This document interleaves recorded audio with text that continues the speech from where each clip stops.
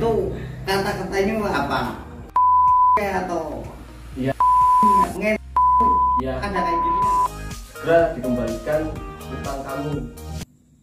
Ini seperti itu.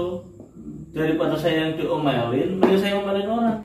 Assalamualaikum warahmatullahi wabarakatuh. Kembali lagi dengan channel saya, channel Solusi Bang Dul.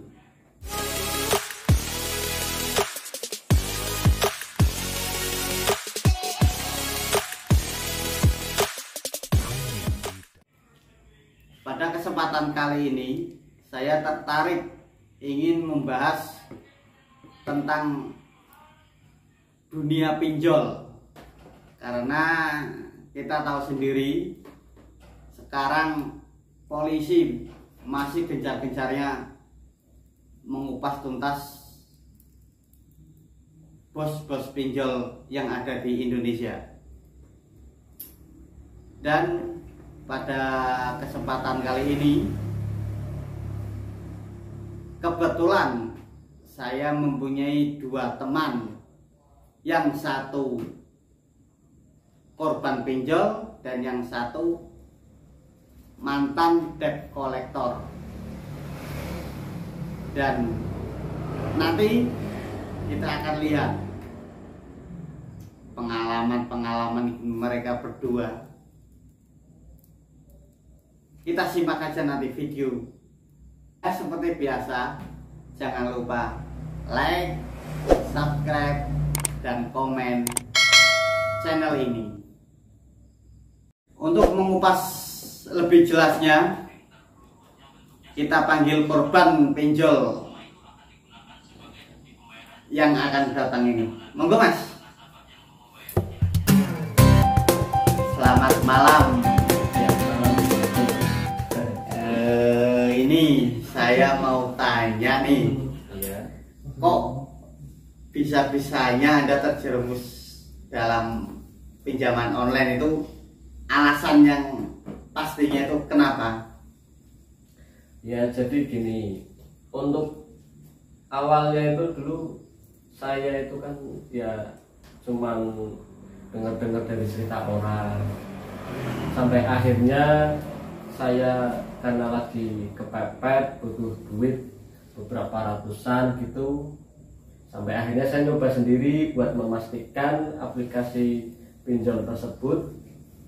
Dan ternyata saya tidak sempat membaca dulu kalau pinjol tersebut adalah yang ilegal.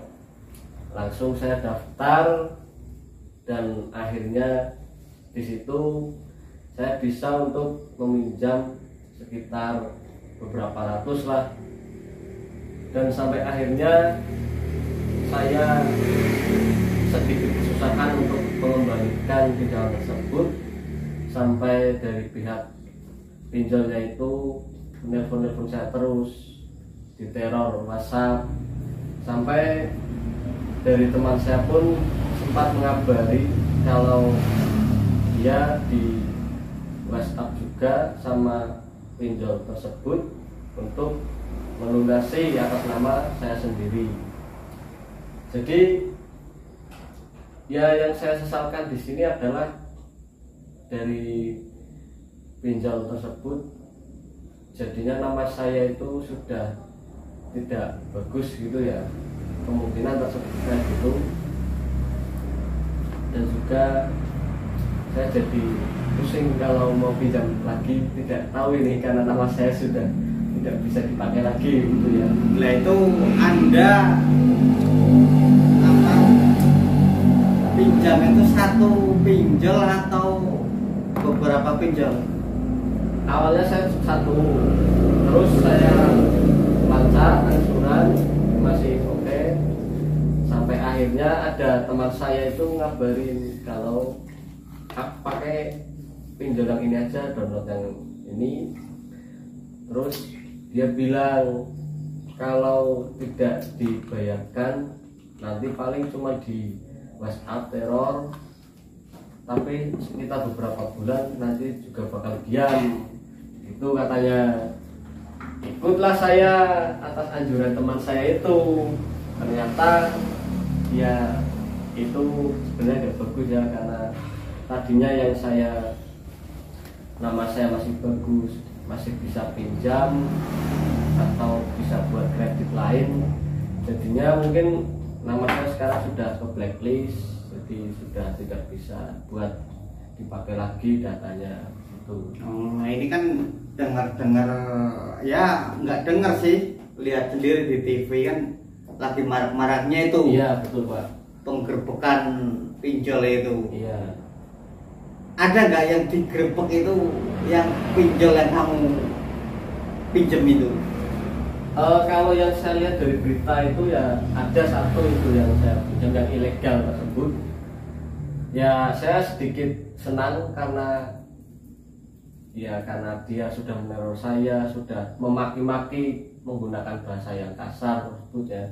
Sehingga saya juga sedikit agak dongkol gitu kan, karena di kata-katain seperti itu. Ya meskipun memang saya salah karena belum bisa mengembalikan, tapi ya tidak tahu ya, dari debt collectornya itu sungguh kata-katanya itu sangat majel sekali, bikin jengkel gitu ya. Iya, bukan bikin jengkel lagi, tapi kalau ketemu itu rasanya pengen ganti pakai asbak ini. Mulai itu kata-katanya apa? Atau Iya. Ada kayak gitunya nggak? Kurang lebih itu dia ngomongnya gini, awalnya itu manis, terus karena saya pada saat di WA pertama itu saya nggak megang HP, terus kan dia nge-spam WhatsApp, terus sampai akhirnya dia itu bilangnya gini, segera dikembalikan utang kamu, dasar maling uang kantor, kayak gitu kan.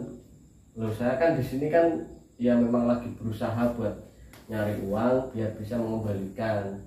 Cuman itu peneguran pertama saja itu kok sudah kayak gitu kan.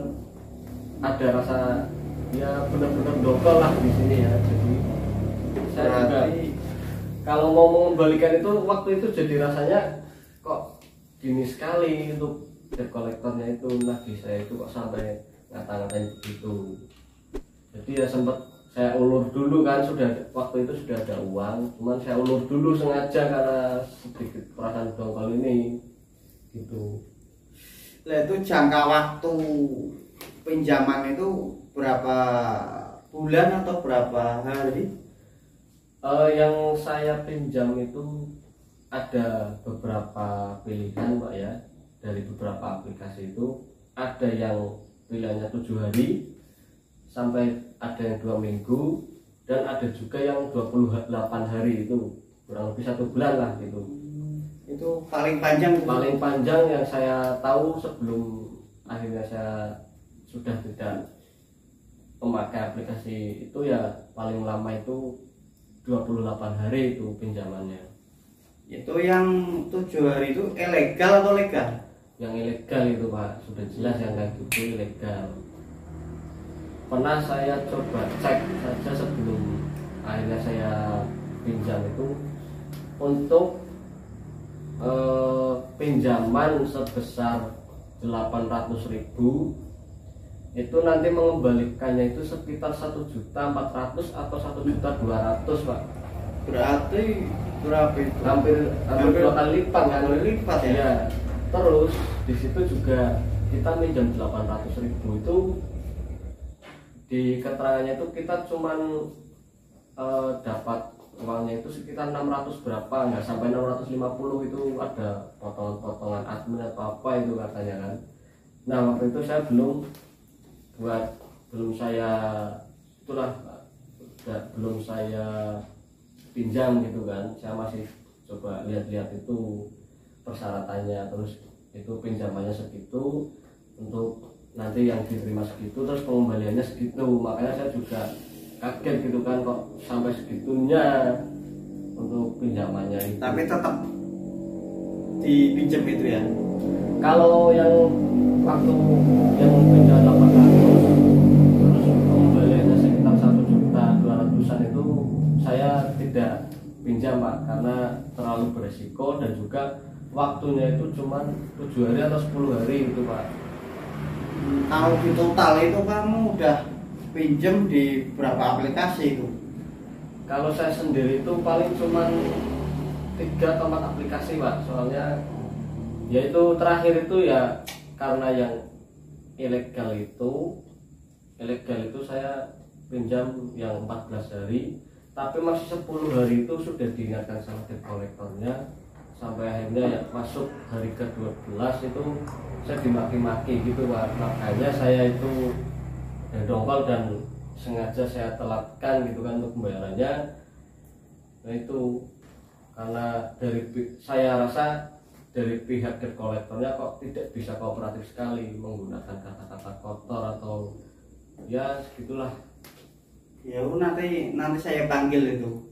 Satu lagi ada teman saya itu dulu mantan penagih juga di Jakarta sana. Debt kolektor juga itu Pak? Iya di sana. Oh. Cuman dia udah katanya insaf. Iya. Yang nggak tahu juga nanti kita lihat penjelasannya aja, kita langsung panggil aja ya. Oh ya udah, silakan Pak. Monggo Mas.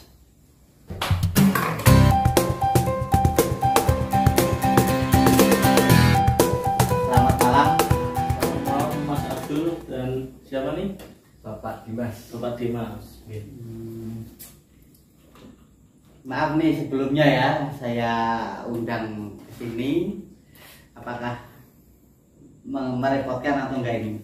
Ya, ini ada waktu luang, saya sempatin datang ke sini.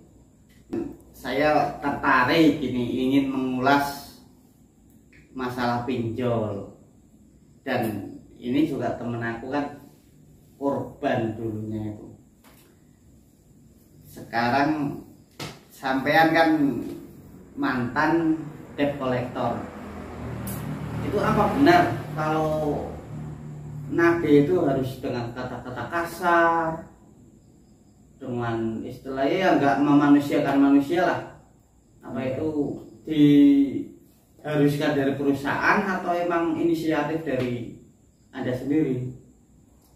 Jadi gini Mas, sebelum kita nagih kan semua daftar nasabah itu kan ada listnya semua yang nunggak. Kita kan ditugasin di beberapa wilayah.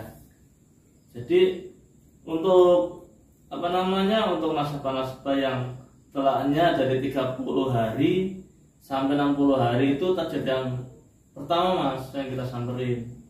Untuk yang pertama kali kita datengin kita dengan cara baik.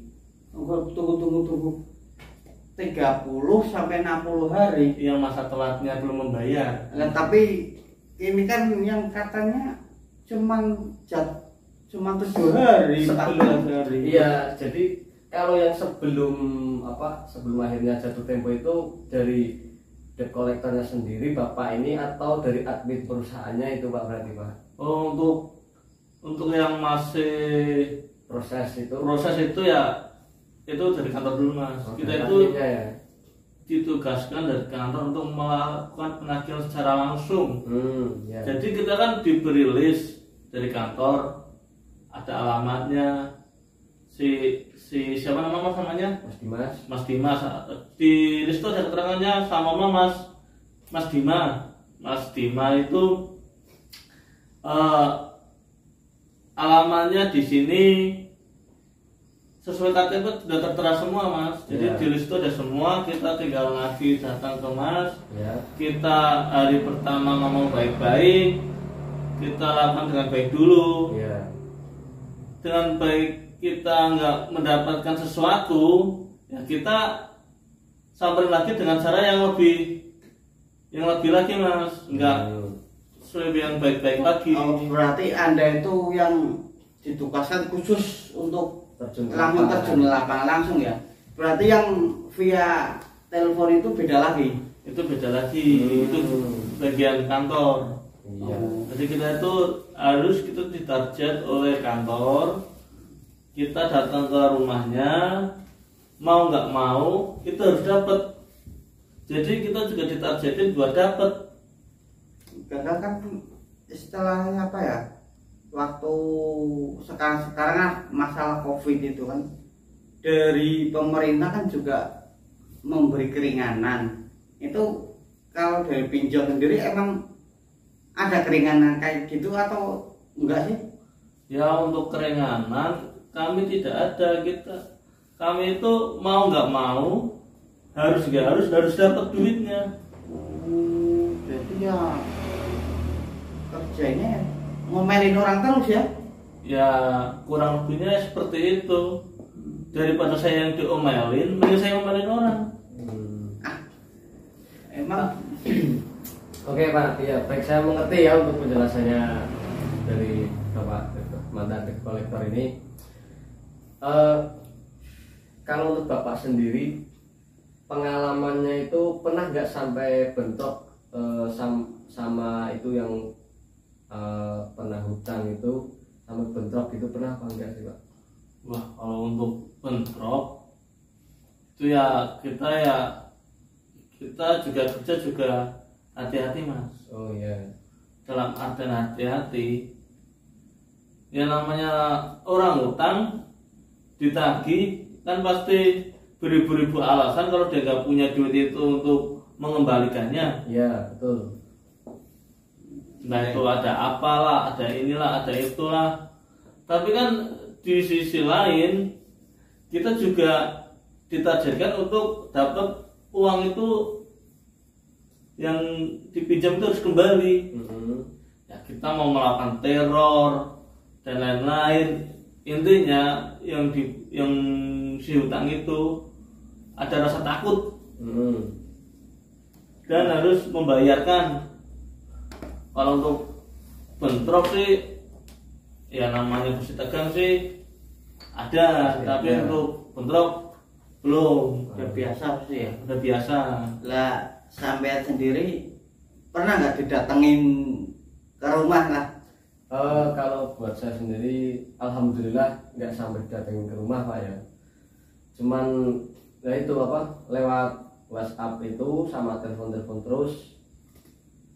Ya cuman gitu doang terornya. Cuman kan yang yaitu yang saya yang saya sesalkan itu kenapa berarti tadi kan dari pihak kantornya mungkin ya, kok bisa sampai adminnya itu kok mengeluarkan kata-kata meskipun di dalam tulisan gitu ya, sampai memaki-maki atau menjelekkan kita dengan bahasa-bahasa yang enggak enak tersebut gitu kan.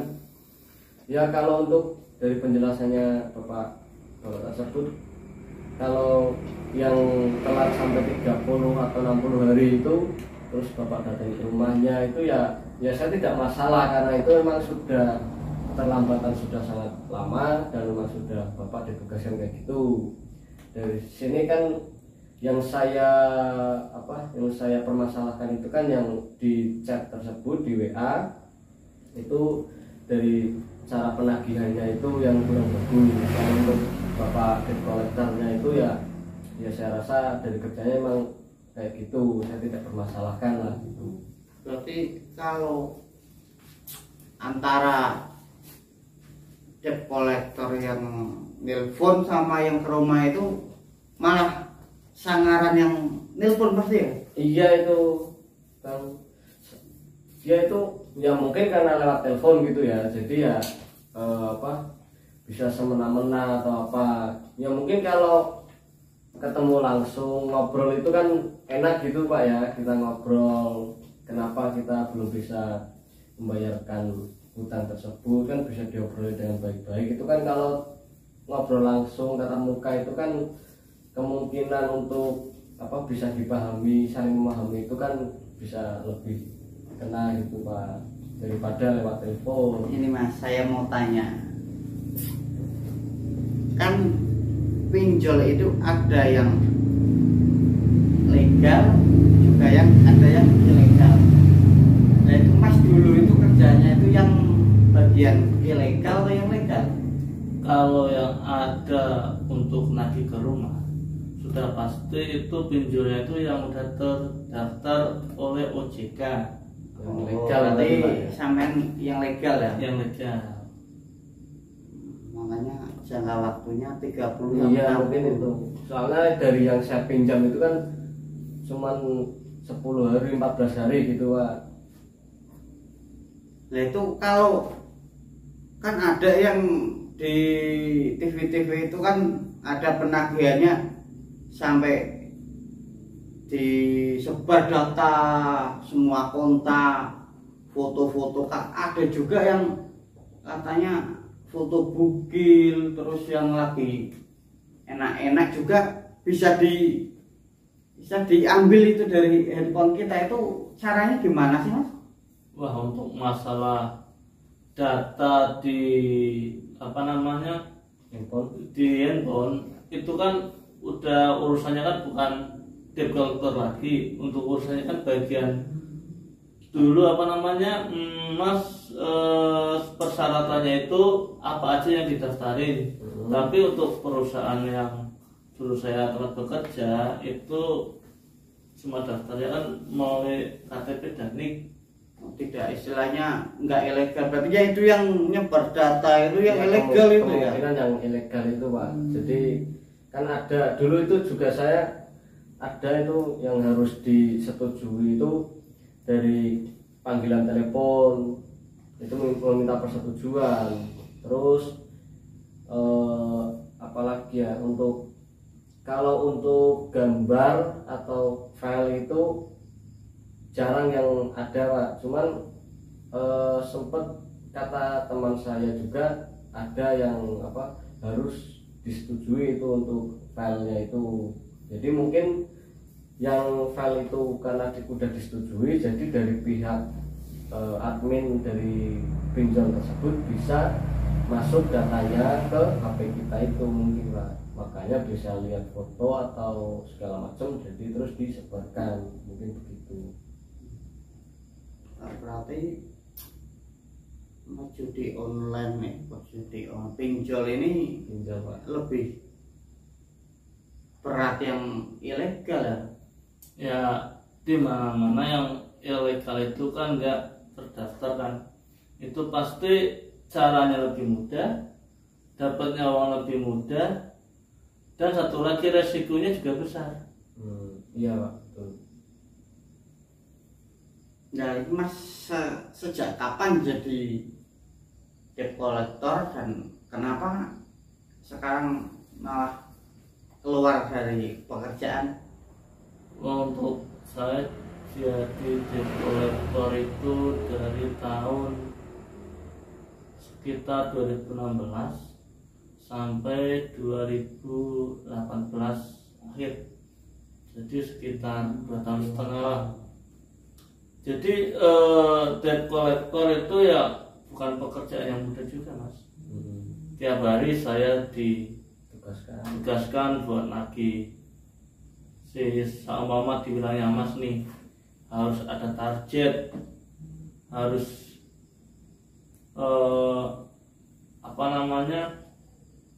setiap bulannya harus mencapai target sekian. Kalau enggak sesuai target kita nombok.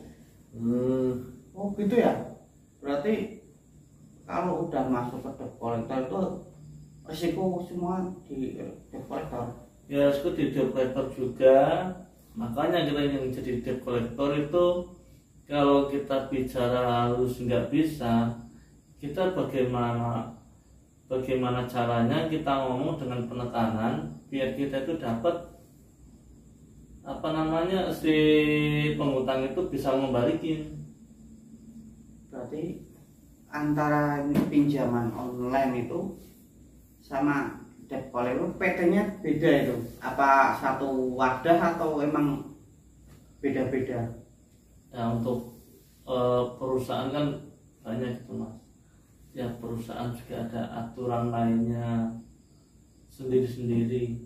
Ada yang di bagian di bagian kantor. Kalau saya kan yang penting ditugasin dari kantor, kamu harus dapat uang dari si A dengan jumlah sekian, nanti disetorkan ke kantor. Oh, berarti masih satu wadah, istilahnya nggak beda itulah beda perusahaan kan ada nih. Ya aku juga dengar saya pinjol A ya di situ cuman ada admin terus yang kasir apa. Nah, tapi yang penagihan lapangan itu beda perusahaan lagi. Jadi dari pinjol satu ini bayar debt collector, istilahnya perusahaan debt collector lah. Oh ya, mungkin itu yang tidak itu Pak, yang ilegal mungkin kayak gitu. Kalau untuk bapaknya ini kan dia kerja di yang sudah berlisensi dan yang legal, makanya dia mungkin kalau yang legal itu sudah satu paket Pak, dari PT itu sudah ada debt collectornya sendiri, mungkin begitu. Kalau untuk yang perusahaan sendiri terus nanti nyewa debt collector itu mungkin yang ilegal Pak, kalau menurut saya gitu. Ya, kenapa berhenti? Kan bayarnya pasti gede itu. Untuk bayaran gede, tapi kalau ada yang lebih baik dari debt collector, kita pun bekerja kan untuk nyari yang lebih baik. Kan enak bisa marahin orang. Wah, Iya itu Pak, saya juga mau itu Pak, kalau kerjanya marah-marahin orang itu Pak. Udah silakan marahin ini mumpung di sini. Ya, Ini juga yang suka pinjam-pinjam dipinjam dimarahin aja nih. pakai uratmu Mas. Kasian ya dimarahin. Gila kamu Gimana? pinjam yang 7 hari, yang 14 hari, kenapa nggak yang OJK aja? Kalau yang OJK itu kan saya yang pertama itu Pak, pernah pinjam yang untuk pertama kali itu saya pinjam yang berlisensi dan diawasi OJK.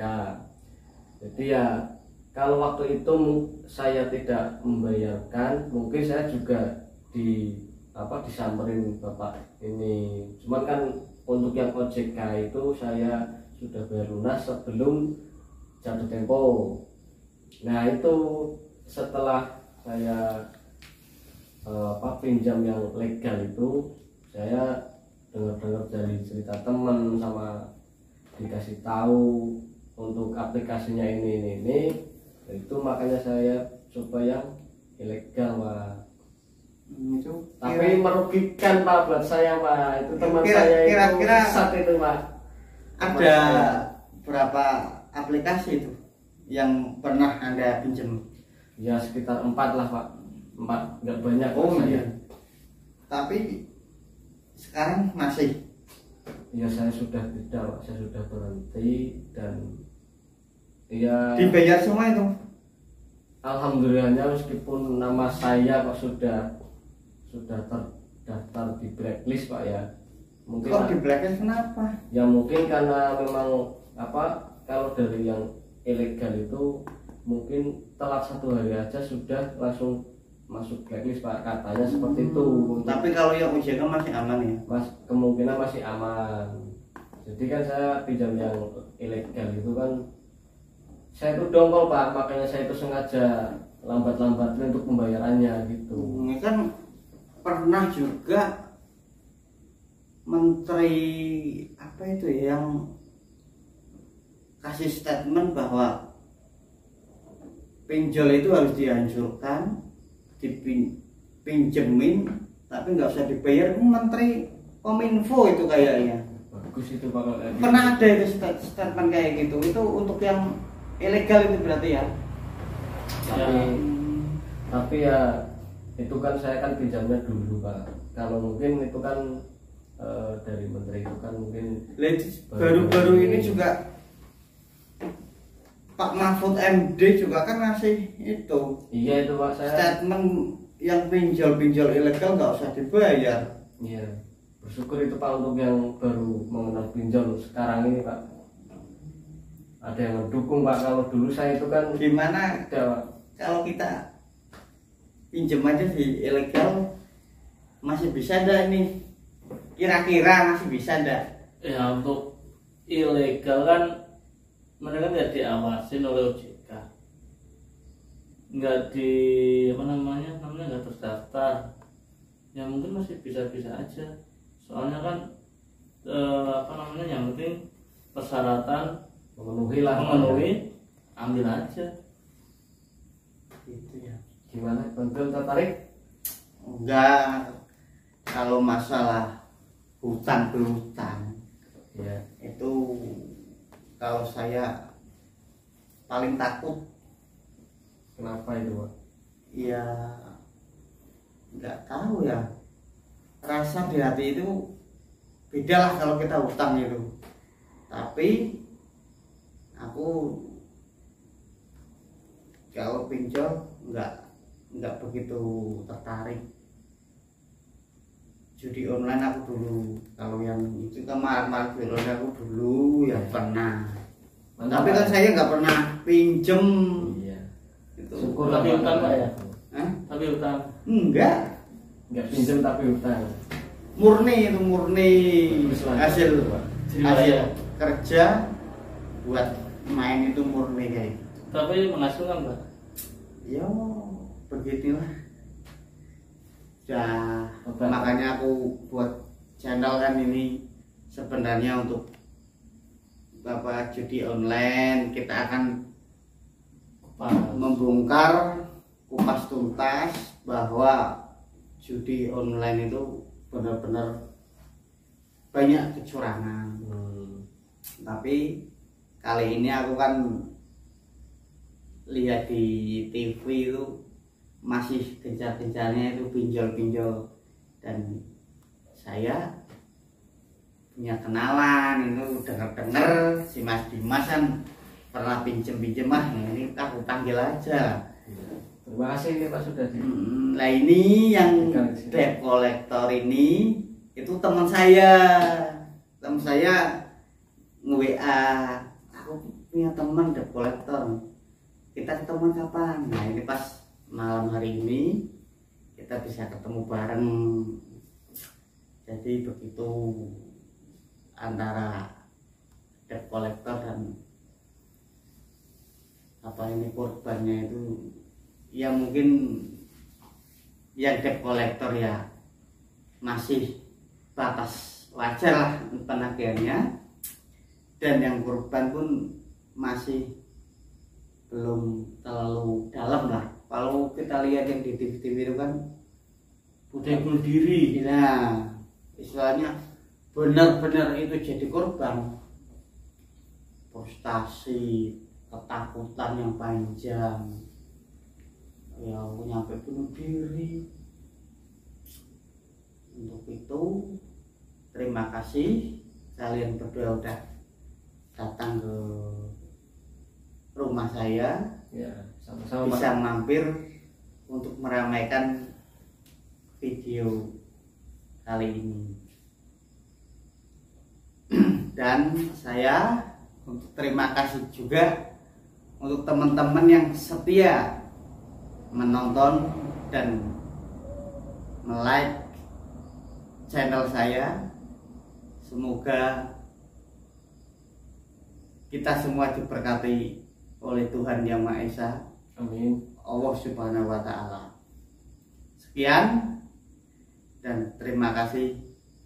Assalamualaikum warahmatullahi wabarakatuh.